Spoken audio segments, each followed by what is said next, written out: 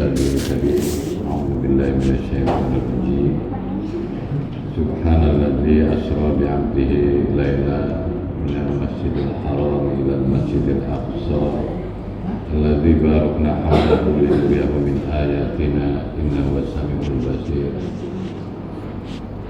Allahumma shalli wa sallim ala sayyidina wa habibina wa syafiina wa qurrati a'yunina Muhammad sallallahu alaihi wasallam wa ala alihi wa ashabihi ila yaumil qiyamah.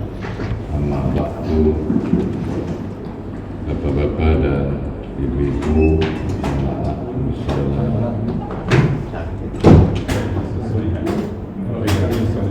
Ya,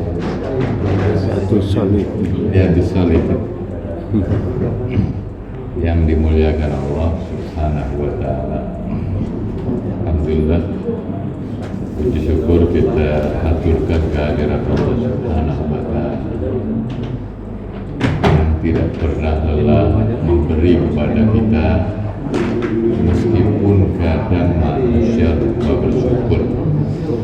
Dan saat ini Allah masih berikan kesempatan kepada kita untuk hadir di masjid ini dalam rangka sama-sama mendirikan sholat subuh berjamaah dan dilanjutkan mencari ilmu. Mudah-mudahan dengan niat yang tulus dari kita, Allah akan kasih taufik hidayah yang menjadikan ilmu kita manfaat di dunia wal akhirah. Semoga serta salam semoga Allah curahkan kepada Nabi kita Nabi Muhammad sallallahu alaihi wasallam, keluarga, para sahabat, para pengikutnya hingga hari akhir. Mudah-mudahan termasuk kita serta keturunan kita. Jamaah yang dimuliakan Allah, bicara tentang Isra dan Mi'raj. Dari Isra ada di dalam surat Al-Isra ayat 1. Allah menyatakan a'udzubillahi minasyaitonir rajim. Subhanalladzi asra bi'abdihi lailan minal masjidil haram ilal masjidil aqsa alladzi barakna hawlahu linuriyahu min ayatina innahu was-sami'ul basir. Ayat tentang Mi'raj, walaqad ra'ahu nazlatan ukhra inda sidratil muntaha indaha jannatul ma'wa yaghsha sidrata ma yaghsha ma zagha al-basaru wa ma tagha laqad ra'a min ayati rabbihil kubra. Surat An-Najm ayat 13 sampai 18. Ayat tentang Isra Mi'raj bicara tentang Subhana, Maha Suci, Maha Agung Allah Subhanahu wa ta'ala. Atau sebelum kita menjelaskan ke sana, kenapa Rasulullah itu di Isra Mi'raj? Nanti di sini ada pesan bagi kita semua, bahwa sesungguhnya Rasulullah sallallahu alaihi wasallam mengalami masa pahit, yakni ketika ditinggal oleh istrinya tercinta Siti Khadijah radhiyallahu anha dan pamannya Abu Talib. Bapak-bapak kalau ketinggalan istri merasa sangat pedih atau enggak? Ya benar. Ini masa yang sangat pedih bagi Rasul. Kenapa? Karena Siti Khadijah seorang perempuan, seorang istri Nabi yang loyalitas secara moral dan materialnya luar biasa terhadap Nabi. Hartanya habis untuk dakwah.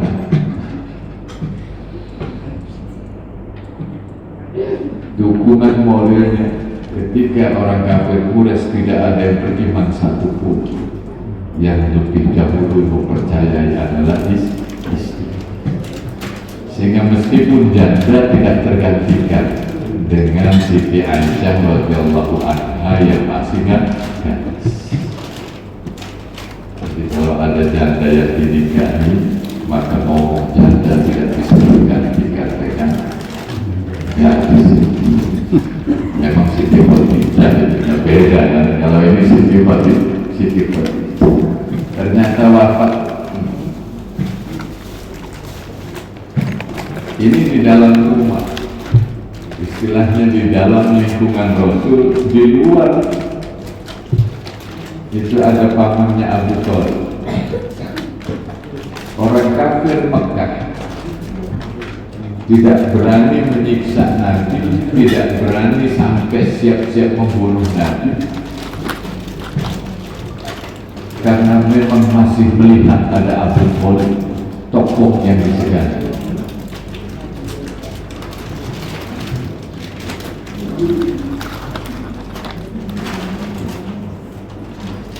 Ternyata wafat juga Abu Thalib. Maka tahun itu disebut dengan Amul Huzn, tahun kesedihan, sedih.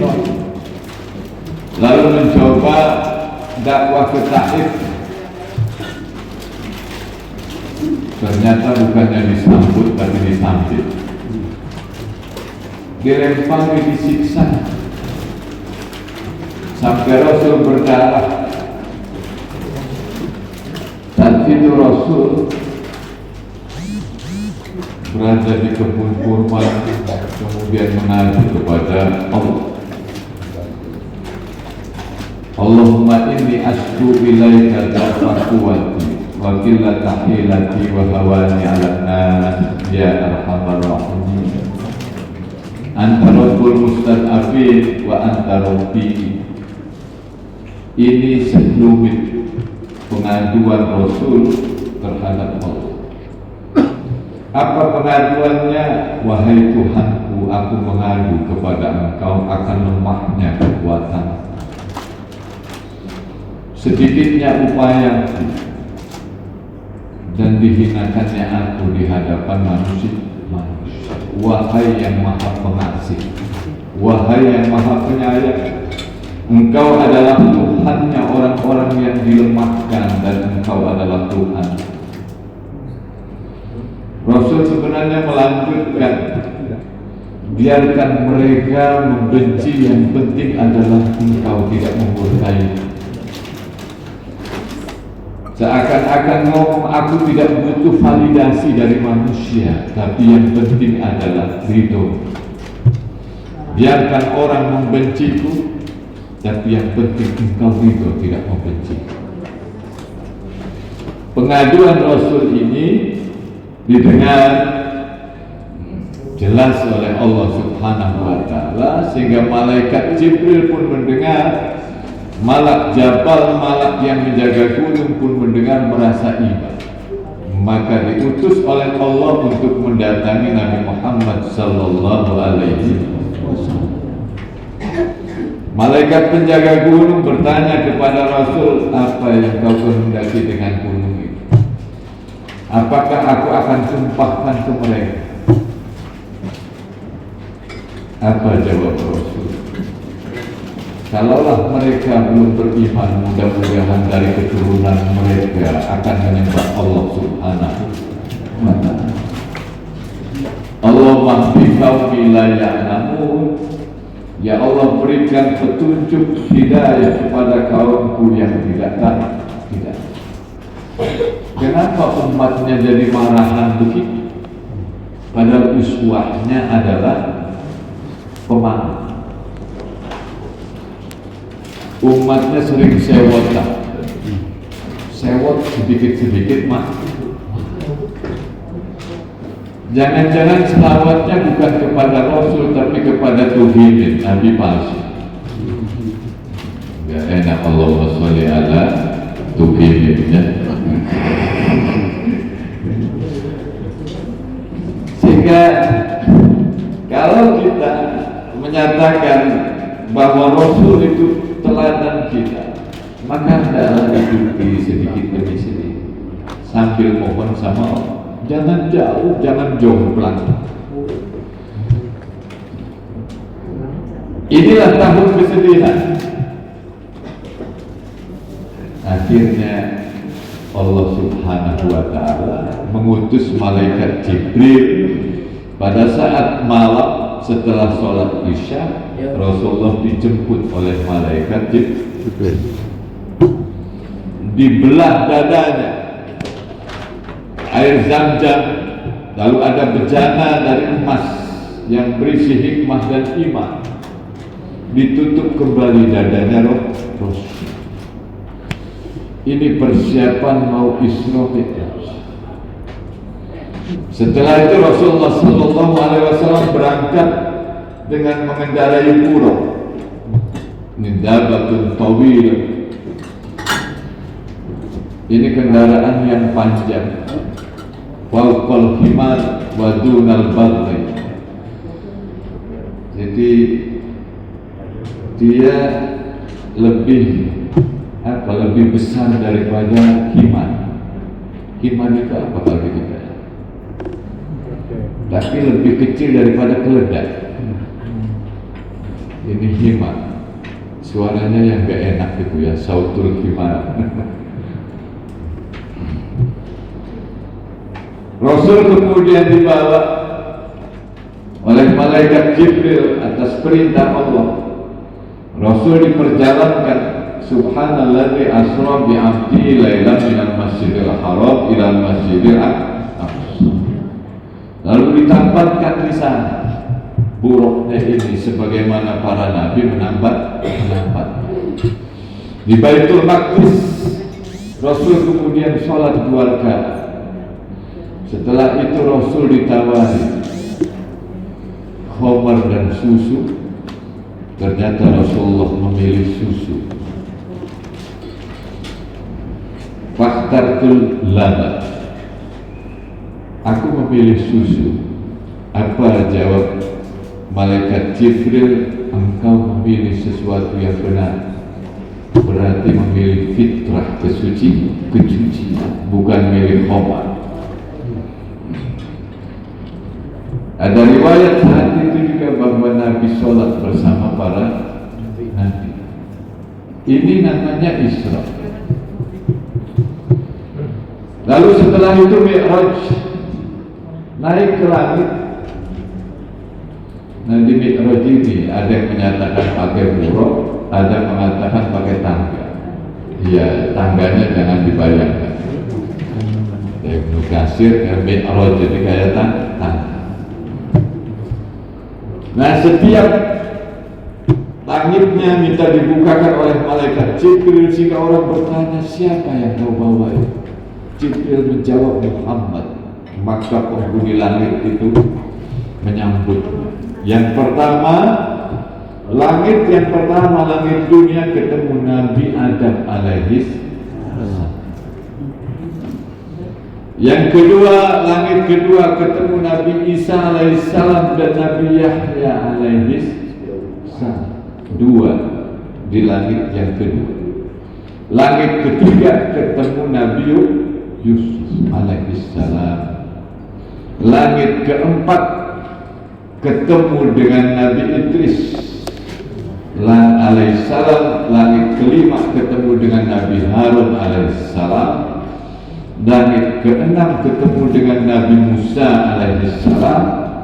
Langit ketujuh ketemu dengan Nabi Ibrahim alaihissalam yang sedang berada di Baitul Maqdis. Ketemu dengan para nabi. Baru setelah ketemu para nabi, Rasul melanjutkan ke Sidratil Muntaha. Ini Mi'raj. Dan turun Allah memberikan oleh-oleh, diwajibkannya 50 kali sholat. Ketemu Nabi Musa, nanya apa yang diperintahkan. Ternyata 50 kali sholat sehari semalam. Maka minta keringanan, bolak-balik sampai 9 kali. Ketika sudah 5 kali tetap diminta oleh Musa alaihissalam. Nabi merasa malu, aku malu untuk minta keringanan lagi. Dan Allah menjawab, aku sudah fardukan 5 waktu. Peristiwa Isra Mi'raj ini lalu kemudian besok terjadi hanya Laila. Laila itu pakai tanwin, Pak. Kalau dalam grammar bahasa Arab itu namanya nakir. Qalil minal lail, sedikit dari malam, bukan semalam. Besok paginya Rasul cerita, cuma Rasul khawatir cerita bagaimana. Temu dengan Abu Jahal, cerita. Abu Jahal mau ngecek, tahan dulu. Dia orangnya julid, Abu Jahal. Gimana kalau engkau ceritakannya nanti kepada kaum? Boleh. Dikumpulkan orang Quraisy, kumpul. Maksudnya ingin mempertahankan Nabi. Masak sedikit dari malam, berangkat dari Masjidil Haram ke Masjidil Aqsa, langsung kemudian ke Sidratul Muntaha. Maksudnya biar diejek nanti oleh kaum. Pintar Abu Jahal, tapi ternyata Allah tidak berkehendak. Ketika disampaikan ada orang yang sudah ke Baitul Maqdis, ke Masjidil Aqsa, maka ada pertanyaan, seperti apa Baitul Maqdis, Masjid Aqsa? Ternyata Allah angkat sehingga Rasul bisa melihat dan bisa menjelaskan seperti apa Baitul Maqdis, Masjidil Aqsa. Kata orang yang pernah ke sana, ini benar. Tuh, jadi mau ngecek ternyata enggak jadi. Disampaikan kepada Abu Bakar. Abu Bakar menyatakan apapun yang kita ungkapkan oleh Rasul itu adalah benar. Dari sanalah Abu Bakar mendapatkan gelar As-Siddiq, sehingga disebut Abu Bakar As-Siddiq, yang membenarkan. Sudah selesai peristiwa Isra Mi'raj, jadi sudah selesai pengajiannya.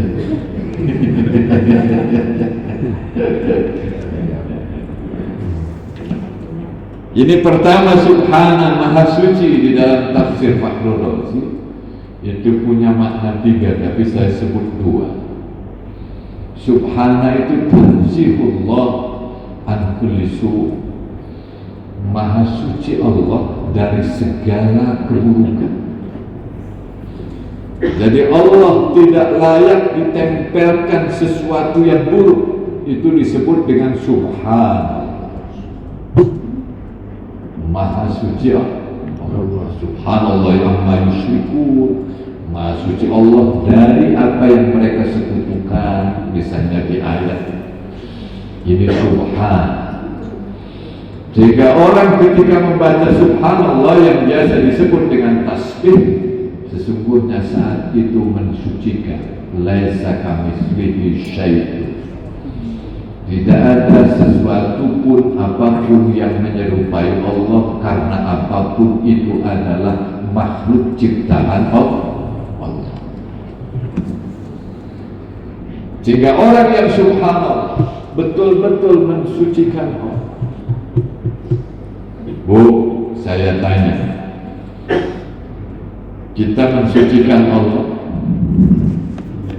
tasbih, insya Allah, Subhanallah, Subhanallah. Tapi kalau doanya ternyata menurut Bapak Ibu belum dikabul, kira-kira ngomong sama Allah seperti apa? Jujur. Apa Allah nggak tahu? Astagfirullahaladzim. Itu namanya tidak memahasucikan Allah. Allah itu alam. Bahkan kita ini jahil bodoh, tahunya kita ini karena diberitahu oleh Allah yang Maha Tahu. Subhanaka la ilma lana illa ma'allamtana. Maha suci Engkau ya Allah, tidak ada ilmu bagi kami kecuali ilmu yang Kau ajarkan kepada kami. Berarti seluruh ilmu itu dari Allah, seluruh pengetahuan itu dari Allah. Masa ngomong sama Allah apa enggak tahu Allah? Tidak terasa. ngomong kecil di sini, cuma nggak usah ngaku. Nanti ada sendiri-sendiri. Ketika doanya belum dikabul, ngomong seperti itu. Seolah Allah tidak sempurna, Allah tidak tahu yang terbaik. Akhirnya ini menjamin dalam doanya, ya Allah, besok, hari ini hari Sabtu ya Allah, semalam misalnya, besok jam 7 jangan lupa ya Allah. Allah dijamin kayak begitu. Pertanyaannya, yang mengatur alam ini kita apa Tuhan?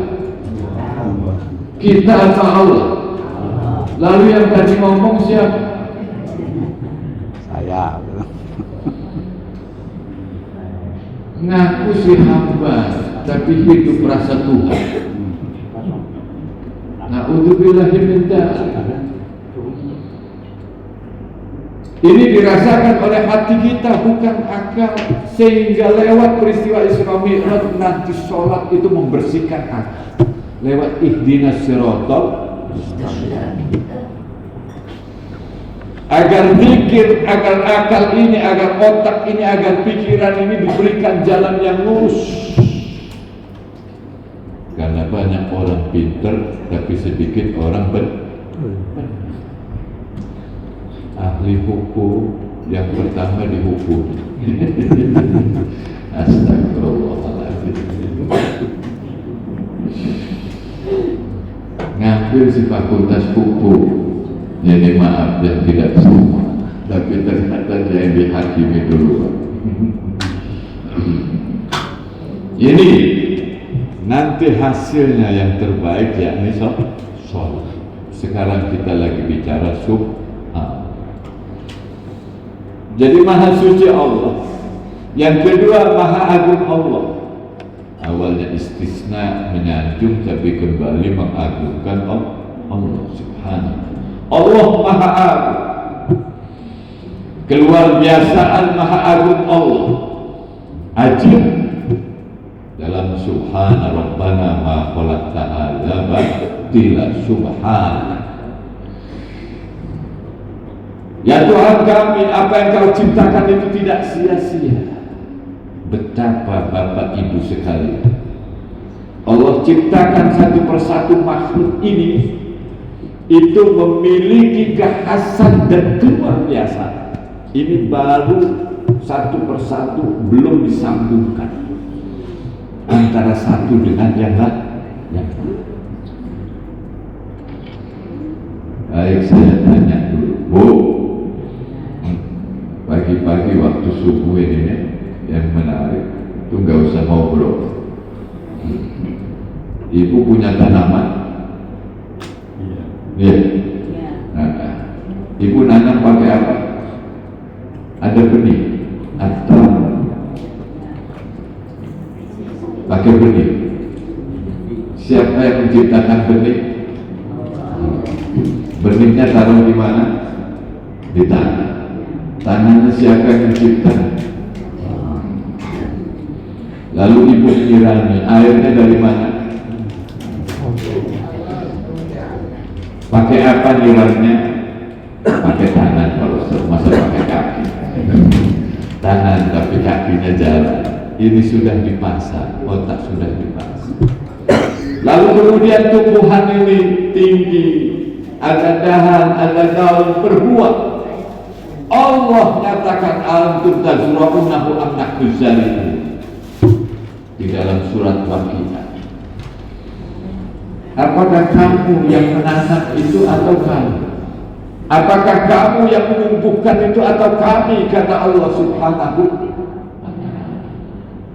Kita hanya nyiramnya pun airnya dari Allah, tangan dan kakinya pun sudah dipersiapkan oleh Allah. Ibu nanam kemudian jeruk menjadi kecut. Apakah tanahnya kecut? Coba sekali-kali dimakan. Jangan dipraktekkan. Lalu siapa yang ngasih kecut pada tanah itu? Cabai pedas siapa? Yang nasi pedas itu betapa subhanallah ciptaannya Allah subhanahu wa ta'ala. Wafil ardi ayatul lil mukminin. Di bumi, di dunia ini ada tanda-tanda kebesaran bagi orang yang yakin, orang-orang yang yakin. Wa fi anfusikum afala tubsirun. Dan juga pada diri kalian manusia, apakah kalian tidak perhatikan bahwa kita punya tubuh, kita punya ruh, kita punya hati, kita punya nafsu, kita punya nyawa. Perhatikan satu persatu. Betapa agungnya manusia melakukan penelitian satu persatu, maka tidak pernah selesai. Betul, ada dokter umum yang hanya ngurus umum saja penyakit. Nanti ada dokter spesialis. Kalau dokter mata, spesialis mata bukan? Spesialis mata. Hanya ingin melihat mata ciptaannya Allah. Nanti di atas mata namanya alis. Maka nanti khusus orang mengambil dokter spesialis alis. Super spesialis. Nanti belum itu, semakin subspesialis ciptaan Allah tidak pernah selesai. Itulah yang disebut dengan ajib, keagungan ciptaan Allah. Di samping Allah agung, Allah juga mengagungkan ciptaan.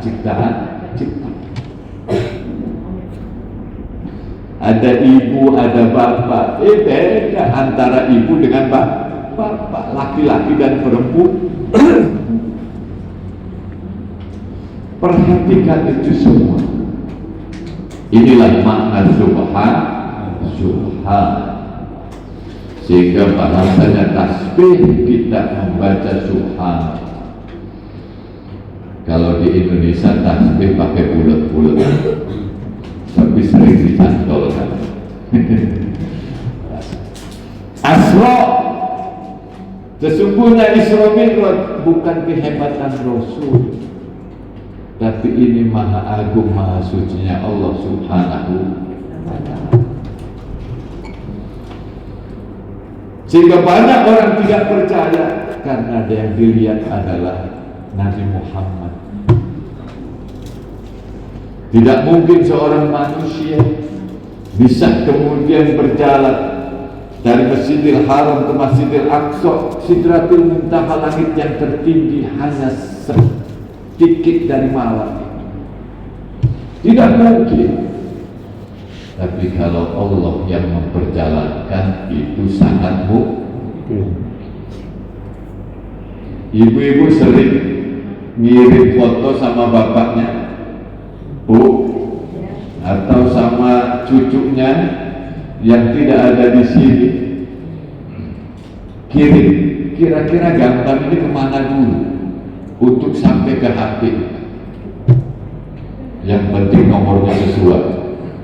Salah nomor. Betapa cepatnya. Siapa yang menciptakan semuanya itu? Jadi semakin tinggi teknologi, seharusnya semakin orang percaya bahwa peristiwa Isra Mi'raj itu kecil bagi Allah subhanahu wa ta'ala. Sehingga kenapa rahasianya dimulai daripada subhan. Kalau ada lalat berangkat ke Jakarta, kira-kira ada yang pernah mengukur nggak berapa hari, berapa bulan lalat itu terbangnya, kekuatannya berapa? Bu, ada yang dokter lalat? Adanya dokter hewan Pak Ustaz. Nanti ditambahin dokter khusus lalat. Nanti ada jurusan lalat.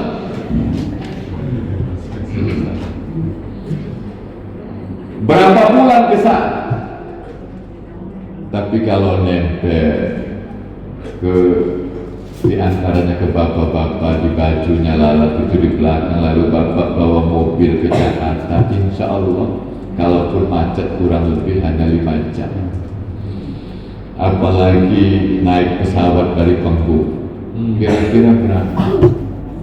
Lalu lalat cerita bahwa saya habis dari Jakarta. Gak mungkin. Iya, bisa kan? Saya nempel di bajunya orang yang berangkat ke Jakarta. Itu.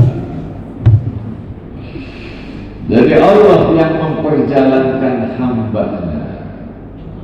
Yang kedua yakni bi'abdihi hamba.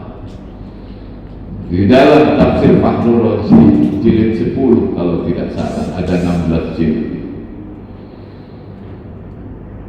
Mengutip seorang ulama bahwa sesungguhnya Rasulullah Allah Subhanahu wa taala bertanya kepada Rasul, "Bima asyrafuka, dengan apa aku memuliakan engkau wahai Muhammad?" Qala bi antun sibani ila nafsika bil ubudiyyah. Cukup bagiku engkau hubungkan aku denganmu lewat ibadah. Sehingga turunlah ayat Subhanalladzi asra bi 'abdihi, bukan bi rasulih atau bi nabiyyi. Maha suci Allah, Maha agung Allah yang telah memperjalankan hamba-Nya, bukan memperjalankan Rasulnya, bukan memperjalankan nabinya yang disebut dengan abdul.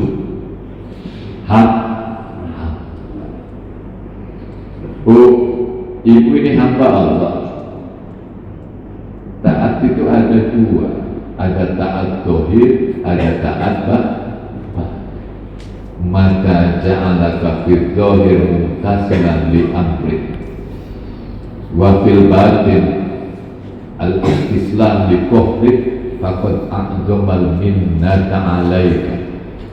Di dalam kitab Al-Hikam ala Ta'iyah Syekh Mu'atailah menyatakan, ketika engkau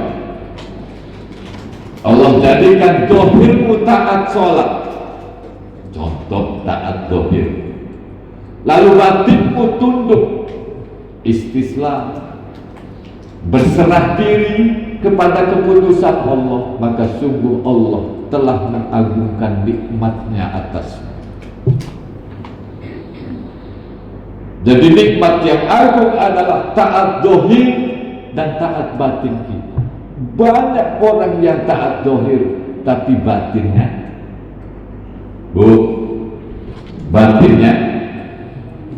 batinnya nggak ada yang jawab. Rajin sholat tapi protes juga tekun sama Allah. Betul apa betul? Mana yang dohir, mana yang batin? Sholat dohir, batinnya adalah protes. Banyak orang yang kelihatan sabar tapi sesungguhnya ininya dipenuhi dengan protes. Jangan heran orang rajin sholat tapi masih lelah hidupnya, karena berarti memang belum tunduk patuh secara batin. Terlalu banyak berharap dan mengandalkan kekuatan diri. Saya khotbah di sana pernah ngomong begitu, ngaku hamba tapi hidup rasa Tuhan. Apa sih penjelasannya Pak Ustadz? Kita ini manusia hamba terbatas, sering ngomong. Nah, manusia cuma berencana, Tuhanlah yang menentukan. Tapi kalau dia punya rencana, dia sendiri yang menentukan. Pokoknya harus hasil. Ketika tidak hasil, dia protes. Bilang si manusia cuma berencana, Tuhan yang menentukan. Lalu ketika Tuhan tentukan tidak berhasil, dia protes. Seakan-akan dia yang menjadi Tuhan. Tuh, ini namanya ngaji dalam. Betul apa betul? Iya. Selalu kalau punya rencana pengen sukses. Kalau gagal, manyun. Berarti Allah diallahkan, dituhankan pada saat mendapatkan nikmat, tapi pada saat mendapatkan ujian dan cobaan berpaling wajah. Wa minan nas may ya'budullaha ala harfin. Ada di antara manusia yang menyembah kepada Allah itu satu tepi saja, satu huruf. Fa in asabahu khairun itma'an nabi. Maka ketika kebaikan datang kepada, mendapatkan kenikmatan, ketawa ketiwi, senangnya luar biasa. Tapi wa in asobatu fitnatun in qalaba ala wajhi, ketika cobaan datang pada mukanya balik arah. Khasirat dunya wal akhirah. Orang yang seperti ini kata Allah rugi dunia akhirat. Dzalika wal khusranul mubin, yang demikian itu kerugian yang nyata. Lalu siapa yang rugi itu? Kita. Karena kita sering protes kalau diberi coba. Tidak belajar dari Isra Mi'raj, Rasul terluka, pahit. Tapi ternyata Allah kasih nikmatnya yang luar biasa, yakni Isra Mi'raj. Dari luka menuju cahaya. Wah, nanti bisa status BA. Jadi peristiwa Isra Mi'raj itu luka latar belakangnya, tapi kemudian mendapatkan cahaya. Keajaiban yang luar biasa. Ini peristiwa sangat besar. Karena itu kalau kita diberikan cobaan, jangan-jangan Allah sedang mempersiapkan pemberiannya yang terbaik pada kita. Ya Allah, akhirnya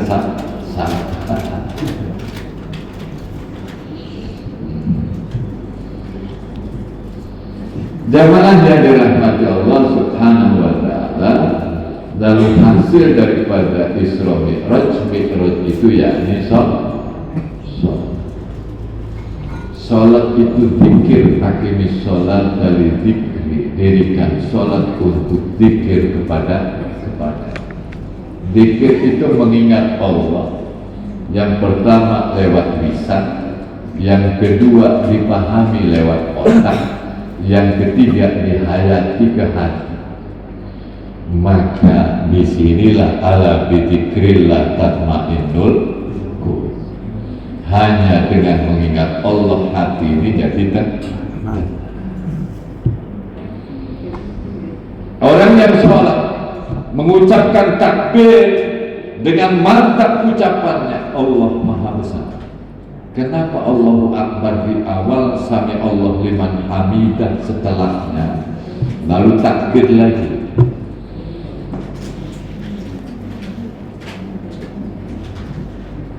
Kita harus paham, karena Allah Maha mendengar terhadap doa-doa yang dipanjatkan oleh seorang hamba-Nya. Ihdinas siratal mustaqim. Tunjukkan kami ke jalan yang lurus, bukan jalan orang yang kau murkai. Yang dimurkai bukan jalan orang-orang yang sesat. Lurus jalan, sehingga sholat menjadi kendali terhadap akal yang sering minteri, sering ngakal. Ilmu tidak jadi benar karena orang tidak pikir akalnya, pikiran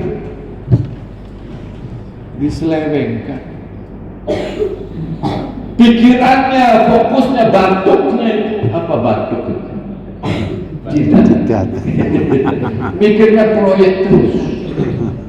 Ya Allah, ada peristiwa gempa bumi, bukannya kemudian dia menyatakan Rabbana ma khalaqta hadza batila. Ya Allah, subhanallah, Yang dipikir dibatuknya itu, wah nanti dapat proyek di sana. Ya Allah. Boro-boro mengingat makna di balik itu. Ini yang dimaksud tanda-tanda kebesaran Allah. Kam min ayatin fil ardi yamurruna 'alaiha wa hum anha mu'ridun. Terlalu banyak tanda-tanda kebesaran kekuasaan Allah ini ada di muka bumi, tapi kamu semua berpaling. Seolah-olah tidak ajaib karena sering kita lihat suami melihat istri, karena sering jadi tidak takjub. Sekali-kali takjub Bu ya sama suami, coba Pak, iya ya Allah, betapa ciptaan Allah Subhanahu wa ta'ala. Orang kalau sering itu tidak takjub. Contohnya kalau orang pertama ke rumah sakit bau obat itu nyelem, tapi kalau perawat itu sudah tidak bau lagi karena sudah biasa. Ini ajib, ciptaan-ciptaan Allah yang maha alam. Lewat sholat ihdinas siratal mustaqim sehingga ada takbir, lalu baca Fatihah kita telah sudah bisa semua terjemahannya. Coba belajar. Meskipun orang yang tahu terjemahan belum tentu bisa menghayat, tapi jalannya ke sana agar kita masuk ke penghayat. Coba Fatihah, beli buku di Toha Putra promosi karena pemiliknya orang nuansa Majasa. Paling 25.000 apa 45.000, maksud saya yang sederhana, yang ada gambar orang sholatnya, ada yang berdiri, ada yang ruku, itu warnanya putih sama apa itu hijau ini. Dan itu buku lama sekali, artinya ada terjemahan bacaan-bacaan dalam sholat. Yuk, hari ini menghafal, jangan sekaligus Pak, karena kalau sekaligus itu emosional. Insya Allah ngapal hari ini seminggu libur, itu namanya emosi. Yuk belajar pelan-pelan. Oh sekarang hari ini saya menghafalkan terjemahan daripada doa iftitah. Terus aja nanti gak apa-apa. Jangan emosional, sadar itu hati, jangan reaksi emosi. Dan mudah-mudahan dari sini ngajinya rajin.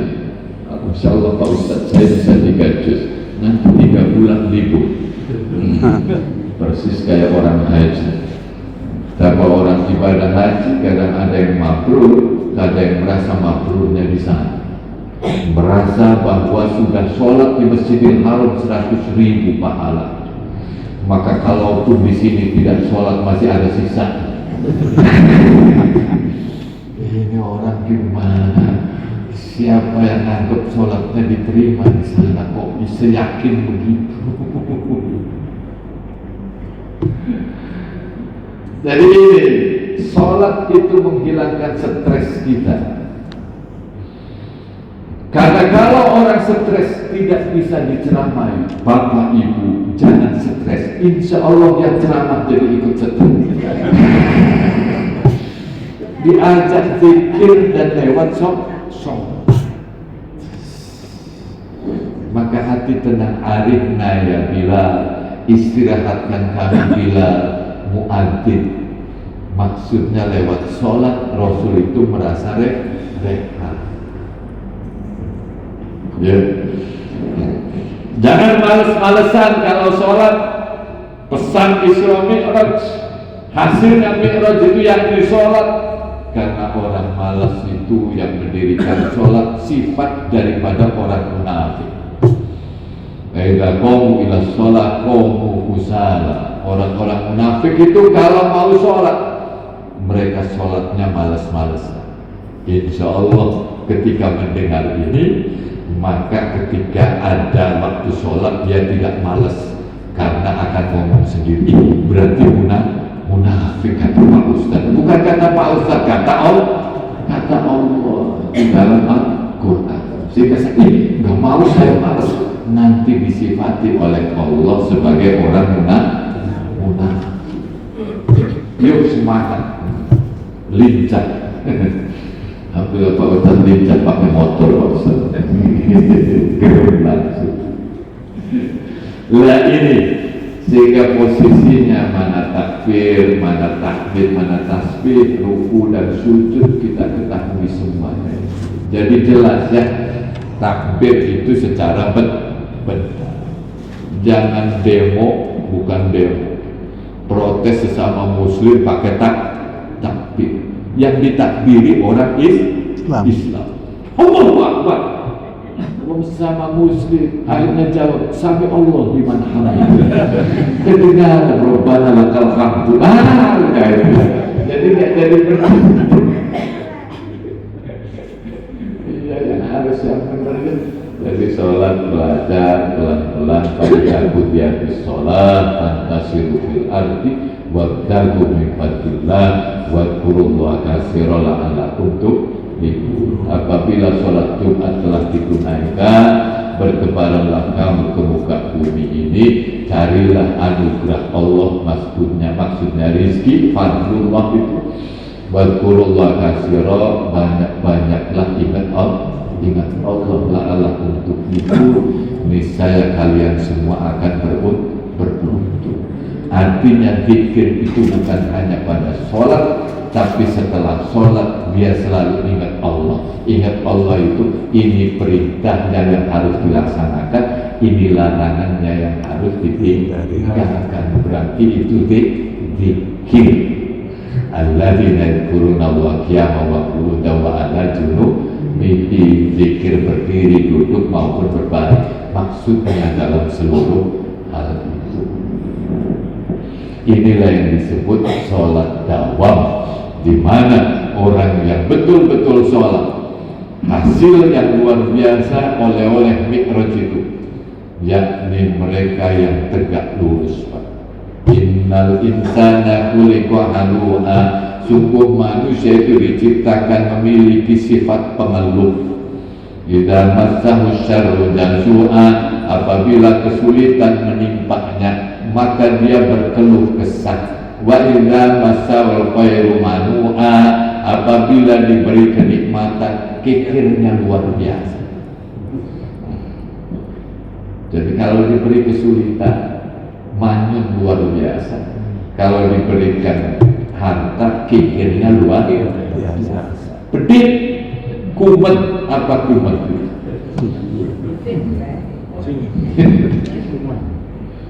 Pedit, adiknya minta tolong adik kandung. Siapa urus kamu? Rasain sendiri, astagfirullah sama adik. Lalu uangnya dipakai untuk jalan-jalan keragunan. Oh, ternyata mau ketemu saudaranya yang pelit-pelit begitu, mau ketemu nyopet, jadinya gaya begitu, nggak bisa. Ilal musholin, kecuali orang-orang yang sholat. Orang sholat itu diberi ujian, yes, sabar. Ketika diberi kenikmatan, hadza min fadli rabbi, ini adalah anugerah Tuhan kuliah peluangnya ashkur am-akfur, apakah aku akan bersyukur atau ingkar. Alladzina ala sholatihim daimun, yang sholatnya dawam, setia pada nilai-nilai sholat itu, sehingga jadi zikir dalam kehidupan.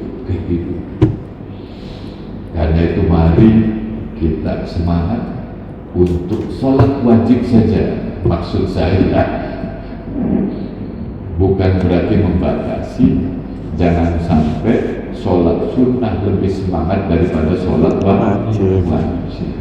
Nah, jadi sholat wajib yang harus lebih semangat daripada sholat sunnah. Jamaah sampai jam asar sudah 1 jam saya kalau bukan bahasa. Baik, ini saja yang bisa saya sampaikan. Silahkan ada pertanyaan, jangan sulit-sulit nanti